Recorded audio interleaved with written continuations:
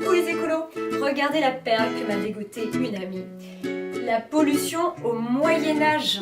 C'est écrit par un professeur d'histoire médiévale, Jean-Pierre Leguet, publié aux éditions Gissereau Histoire. Alors, je vous ai fait une petite sélection des moments les plus croustillants de ce livre, le Moyen-Âge. On n'aurait pas pensé forcément que le Moyen-Âge puisse rimer avec pollution, et pourtant. Alors, il y a d'abord un chapitre intitulé Typologie des nuisances. Et dans ce chapitre, le premier sujet traité s'appelle la pollution organique humaine. Eh bien, elle émane du principal vecteur de pollution urbaine, l'homme, et le plus souvent décrite dans les recherches qu'a fait l'auteur. Alors elle résulte d'une surcharge de résidus organiques provenant des nécessités, le terme est médiéval, on vous le précise, donc des nécessités biologiques et alimentaires qui ne sont pas correctement évacuées ou auto-épurées. Alors il y a plein de petites expressions sympathiques de l'époque, comme lâcher ses os, déféquer ou plus poétiquement, l'écrit l'auteur, on fait ses aiséments et souillures, ses vidanges, on crache avec des involtures n'importe où au Moyen-Âge, aux grandes dames des passants. Alors là, l'auteur précise encore, c'est hyper amusant, l'individu satisfait ses besoins naturels à même le pavé, dans la rigole appelée, selon les endroits, Esso, Essio, Gazillans, Garillans, au pied des façades des habitations, dans le caniveau central, à la rencontre des deux inclinaisons. Et il le fait aussi dans les impasses, dans les cours des immeubles, dans les passages ou traboules lyonnais si fréquents à cette époque, à l'intérieur des bâtiments publics. Vous imaginez dans une école ou dans un tribunal par exemple, à l'intérieur des tours d'enceinte, dans les halles, sur le parvis et sous les portails des églises. Non mais franchement, mais quelle époque!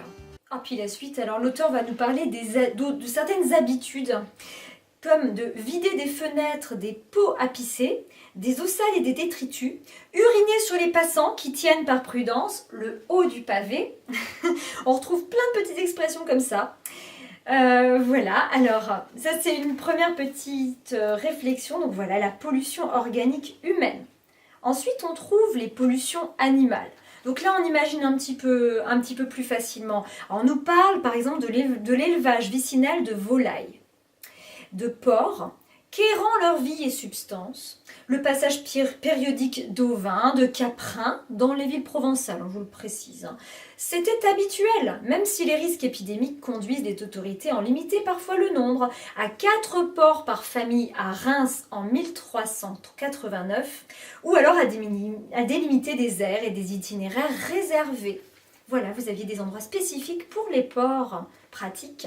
Troisième type de pollution, on pourrait penser que ça ne concernait pas le Moyen-Âge, et pourtant si, la pollution chimique. Alors l'auteur précise que c'était longtemps la moins perçue. Très intéressant. Alors, il précise que cette forme de nuisance n'est pas réservée à nos civilisations industrielles. Ah, il est d'accord avec moi.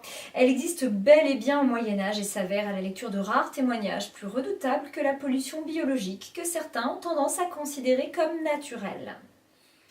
Alors je ne vous dis pas tout ce qu'il a trouvé comme type de pollution chimique à l'époque, notamment des rivières et de certains sites. Mais il y en avait déjà une flopée. Alors ensuite, l'auteur regroupe sous une autre subdivision plus générale ce qu'il appelle d'autres laidures. Alors là, l'auteur va viser la crasse individuelle et collective qui finit par nuire à l'environnement et à créer l'air infectieux, ce qu'il appelle aussi le mauvais air. Il vise également, par exemple, des logements insalubres et mal isolés. Ah tiens, on parlait déjà de logements mal isolés à l'époque. D'une place de maisons viles et fétides, de caves, d'eau stagnante dans les cours, enfin toutes sortes de jolies choses qu'il appelle également punaisie, comme c'est joli et imagé.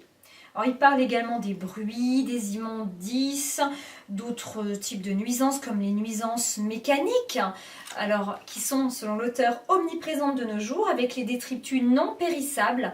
Et oui, ce qu'on devait mettre à l'époque dans la poubelle grise, les fameux déchets ultimes. Oh, et puis les citadins, franchement, incivilité déjà à l'époque. Les citadins ont tendance à laisser traîner dans les rues des matériaux de construction, des tuiles et des ardoises, des outils, des gravats, de vieux chiffons, des paniers, des cajots. Franchement, enfin, rangez vos jouets, quoi. C'est incroyable, les gars des villes. Bon, alors, il y a d'autres petites perles dans ce livre. Alors, il évoque les facteurs d'aggravation de la toxicité urbaine. Alors, déjà à l'époque, on pouvait dégager certains, ce qu'on appelait des zones à risque. C'est un peu, j'imagine, le plan Céveso de l'époque. Et il y a aussi des périodes de haut risque. Alors là, on peut imaginer plein de choses, évidemment. Comme il le précise, les temps défavorables dans une année correspondent aux canicules estivales, tiens, déjà à l'époque, qui accentuent la décomposition, asséchant les canaux et les fossés, favorisent la stagnation des eaux croupissantes, provoquent souvent des recrudescences de fièvre, tierces, cartes, doubles, pourpres, des flux de ventre, des troubles rénaux et intestinaux. Enfin, j'arrête là, c'est gore. Mais effectivement, je ne sais pas si vous avez vu ma vidéo sur la pollution, enfin sur les toitures, là, le démoussage toxique. C'est exactement ça. Déjà, les périodes de canicule, vous voyez, une aggravation, bien sûr, d'un point de vue sanitaire, ça se comprend, mais également les eaux qui sont plus concentrées en polluants. Alors il y a également d'autres petites périodes à risque, par exemple à chaque afflux de visiteurs à l'occasion d'une manifestation festive, religieuse ou commerciale. Et oui, les surpopulations liées au tourisme déjà à l'époque. Alors d'autres périodes qu'on imagine fastes en termes de pollution et difficultés, c'est naturellement les guerres. L'auteur précise que la venue d'une troupe, son cantonnement, perturbe aussi l'ordre naturel des choses. Alors il précise que les blessés traînent dans les rues, aux portes des hôpitaux, au milieu d'autres déshérités de vieillards abandonnés et de pauvres insensés ou folâtres qui exhibent des plaies putrides faites par les armes blanches, les arquebuses et autres bastons à feu.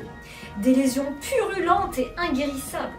Certains sont vérolés depuis les dernières expéditions de Charles VIII et Louis XI en Italie, et le curage de la petite vérole laisse traîner des pansements sanguinolents et des remèdes à base de sel de mercure.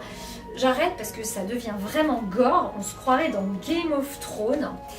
Voilà, donc vous aurez compris au vu de ce bref petit résumé que finalement la pollution en Moyen-Âge, on la retrouve dans les périodes de forte concentration humaine. Les villes principalement, déjà à l'époque, où d'une manière générale, tout événement qui peut générer une surpopulation. Voilà, j'espère que vous aurez eu autant de plaisir à écouter cette petite vidéo que moi à lire ce livre. Alors, en attendant, n'oubliez pas, prenez soin de vous et vous prendrez soin de la planète.